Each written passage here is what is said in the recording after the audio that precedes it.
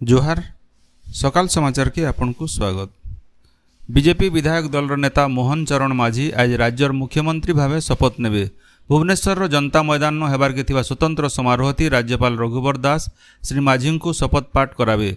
इनो जनै दिया जाय पारे जे गलाकाल बेलबुड़े मोहन माझी सहित बीजेपी गोटे दल राजभवन जाइथिले। सेनो राज्य सरकार गठन करबार लगी मोहन माझी राज्यपाल पाखे दाबी करथिले। 78 जन विधायक आउ 3 जन स्वाधीन विधायक सहित मोट 81 जन विधायक समर्थन थिबार गोटे समर्थन पत्र बिल राज्यपाल को श्री माझी देइथिले। इतार उतरु राज्यपाल रघुवर दास श्री माझी को राज्य सरकार गठन करबार लगी निमंत्रण करथिले। ई समय थी केन्द्रमंत्री राजनाथ सिंह, धर्मेन्द्र प्रधान, अश्विनी वैष्णव आउ भूपेन्द्र यादव सहित अलगा नेता माने उपस्थित थिले। इतार सहित उपमुख्यमंत्री भावे शपथ नेबार के थिबा कनकवर्धन सिंहदेव आर प्रभाती परिडा भी सेन थिले। आज भुवनेश्वर जनता मैदान हेबार के थिबार राज्यर नुआ सरकार शपथ ग्रहण समारोह थी प्रधानमंत्री नरेंद्र मोदी सहित बीजेपी शासित राज्यर मुख्यमंत्री और केन्द्रमंत्री माने जोग देबे। शपथ ग्रहण उत्सव दिन सामिल हेबार लगी प्रधानमंत्री द्विपहर 2 बजे भुवनेश्वर पहुंचे। विमान बंदर से सीधा राजभवन जिबे। सेनु 2 घंटा रहबार उतरु 4:30 बजे जनता मैदान के जिबे। शपथ उत्सव लगी जनता मैदान प्रस्तुति शेष होइजे। सुरक्षा व्यवस्था थी 67 प्लाटून फोर्स मुतयन होइछन। भुवनेश्वर विमान बंदर राजभवन जयदेव विहार देकरी जनता मैदान रास्ता के नो फ्लाइंग जोन घोषणा करा जाइछे। प्रधानमंत्री गस्त के नजर थी रखिक राजधानी सुरक्षा व्यवस्था के कड़ाकड़ी करा जाइछे। पुलिस कमिशनर संजीव पंडा कहिछन जे नुआ मुख्यमंत्री शपथ समारोह आज द्विपहर 2 बजे बेलबुडार 7 बजे तक नहीं तो शपथ समारोह सरबार तक भुवनेश्वर भिन्न भिन्न इलाका गाड़ी मोटर चलाचल थी कटकना जारी रहबा। ओडिशा नुआ सरकार मुख्यमंत्री आ मंत्रिमंडल सदस्य मान शपथ ग्रहण उत्सव लगी आज भुवनेश्वर अधा छुट्टी घोषणा करा जाइछे। मैदानर 1 बजे उतरु भुवनेश्वर महानगर निगम इलाकार सबु सरकारी कार्यालय बंद रहबा बोली राजस्व आउ विपर्यय परिचालना विभाग तरफु निर्देशनामा जारी करा जाइछे। सारा देशे पियाज रो दाम बढ़िछे। गला 14 दिन भितरे पियाज 50% महंगा होइछे बोली कहा जाउछे। देशर सबुठानु बड़ पियाज मंडी महाराष्ट्र लासाल गाँव बजार गला मे 25 तारीख पियाज रो होलसेल दाम 17 टंका थिला बेले 2 हफ्ता भितरे 26 टंका होइथबार जना पड़िछे। पियाज महंगा हेबार कारण के नेकरी बरगढ़ जने पियाज व्यवसायी गोपाल अग्रवाल कहसन। नमस्कार। 15-20 दिन पहला गया पियाज रेट 15-20 टंका भितरे थिला मार्केट 20-22 एंता थिला। पियाज स्टॉक बहुत कम अच्छे, फलन में वर्ष बहुत कम अच्छे पियाज रो तार लगी मार्केट बहुत टाइट हो जाइए। एबे माने एबे मार्केट बुझुना पण माने हारारी 20 टंका नु नहीं करी 32 टंका एक पियाज रेट अच्छे साइज ऊपर देखी करी मार्केट रे चलू छे 25 रु 32 टंका 33 टंका रेट चली छे। आगरे एबे टंगरी टंका बढ़ी पारे कमबार आशा नहीं दिसबार। माल रो फलन बहुत कम प्रोडक्शन नहीं छे जेतकी हेबार कथा। माल माने बहुत खराब ही से वर्षा मझिरे हेबार जो राशि काढ़े तो फलन माने खराब ही छे। वर्षटा पहला वर्ष फलन बहुत थिला, बहुत बेसी प्रोडक्शन थिला तो तार लगी रेट माने डाउन थिला। ई वर्ष प्रोडक्शन बहुत कम अच्छे और वर्षा जो प्रोडक्शन माने खराब ही छे पियाज रो। आ सब निर्भर करूछे एटा कच्चा जिनिसटा प्रोडक्शन ऊपर आज्ञा। जदी प्रोडक्शन बहुत थिले मार्केट गोटे हिसाब रे रहबा, प्रोडक्शन कम थिले मार्केट हाई जायसी। एटा खुचरा कहले आज्ञा जनता माने जदी 28 टंका 30 टंका रे पियाज किनबे मार्केट रू तो कम से कम 5-6 टंका प्लस करी कर तो बिकबे आज्ञा। काहे कि केजी पाए आधा केजी कर बिकुछन तो छिटिया 45-50 केजी रे छिटिया बिकुन केजी 2 केजी तो शॉर्ट है माली मानकर फिर केजी 2 केजी फिकबार के भी लागसी तो कम से कम होलसेल रेट रू 5-6 टंका प्लस करी कर तो बिकबे माने आज्ञा।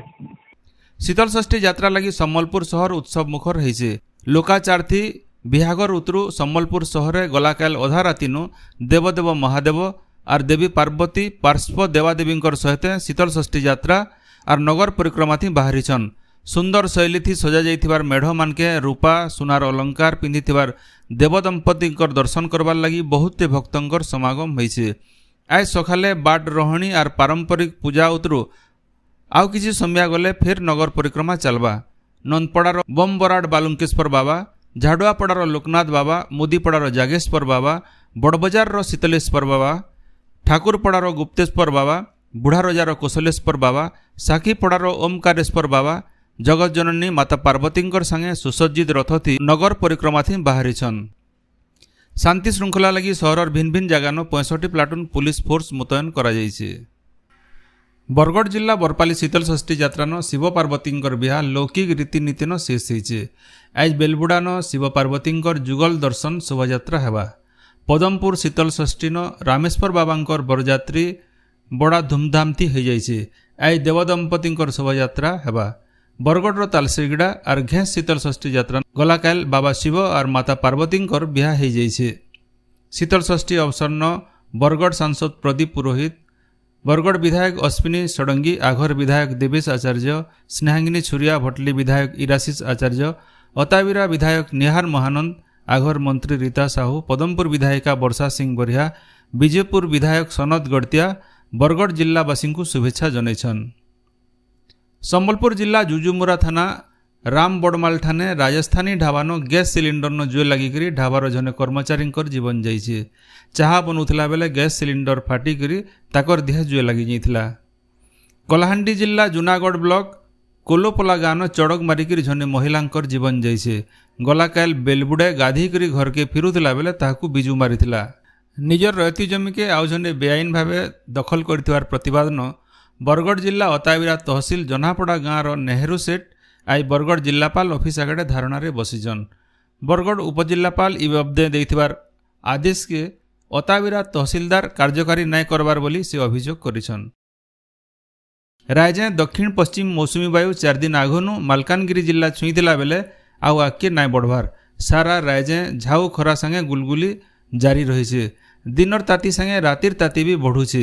ଖରା ଝାଉଥି ଲୋକ ଡହକ ବିକଲ ହେଉଛନ୍ ବୋଲି କହିଛନ୍ ବରଗଡ଼ ଜିଲ୍ଲା ପାଇକମାଲ ବ୍ଲକ ବୋଇତପାଲି ଗାଁର ଟାଇଲ ଚନ୍ଦ୍ର ଭୋଇ।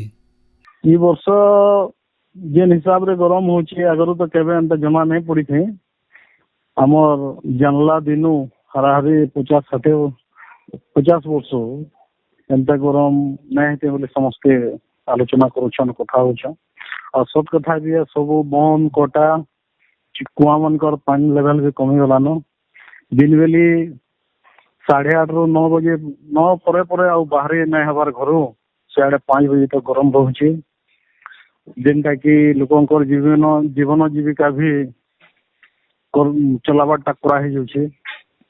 ଆଉ ଇ ଅଞ୍ଚଳରେ ଆଗରୁ ଯେନ୍ ହିସାବରେ ଜଙ୍ଗଲ ଥିଲା ଧୀରେ ଧୀରେ କରି କମି ଯାଉଛି, ଯାହାର ଫଳରେ ଗରମ ବଢୁଛେ। ଆଉ ଯେନ୍ ସିମେଣ୍ଟ କଂକ୍ରିଟ କାମ ବେଶୀ ହେଇଯାଉଛି, ତାର ବି ପ୍ରଭାବ ରହୁଛି। ପଶ୍ଚିମ ଓଡ଼ିଶାର ବୌଦ୍ଧ, ସୋନପୁର, ବଲାଙ୍ଗୀର, ସମ୍ବଲପୁର ଆର୍ ନୂଆପଡ଼ା ଜିଲ୍ଲାନୁ ଆଜ ପାଣିପାଗ ବିଭାଗ ତରଫୁ ଅରେଞ୍ଜ ୱାର୍ଣ୍ଣିଂ ଜାରି କରାଯାଇଛି। ଆଇବା 15 ତାରିଖ ତକ ବଲାଙ୍ଗୀର, ବୌଦ୍ଧ, ଝାରସୁଗୁଡ଼ା, ସମ୍ବଲପୁର, କନ୍ଧମାଳ, ନୂଆପଡ଼ା, ସୁନ୍ଦରଗଡ଼, ବରଗଡ଼ ଆର୍ ସୋନପୁର ଜିଲ୍ଲାନ ଖରା ଆର୍ ଗୁଲଗୁଲି ରହିବା ବୋଲି ପାଣିପାଗ ବିଜ୍ଞାନ କେନ୍ଦ୍ର ତରଫୁ ସତର୍କ କରାଯାଇଛି।